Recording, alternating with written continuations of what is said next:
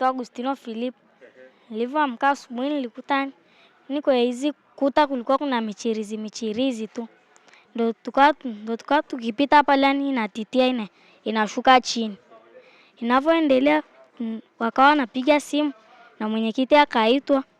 Mwenyekiti alivyoitwa ndio tukawa tunasaidiana. Ikaanza kutitia mpaka ikashuka yote chini.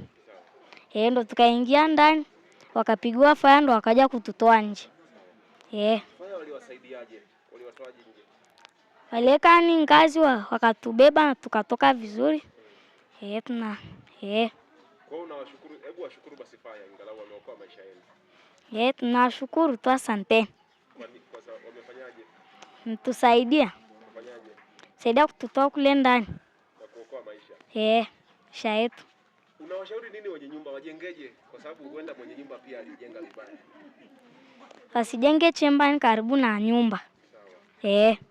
Kwa hiyo uko salama kabisa. Unasoma darasa ngapi? La 5. Sasa hivi mtaenda kuishi wapi sasa? Sijui hata. Sijui. Nguo za shule ziko wapi? Ziko ndani. Nguo za shule yenyewe ziko ndani, hata hatujui tutaendaje shule. Maana tayari pamewekwa utepe. Sababu hatuwezi pita pale.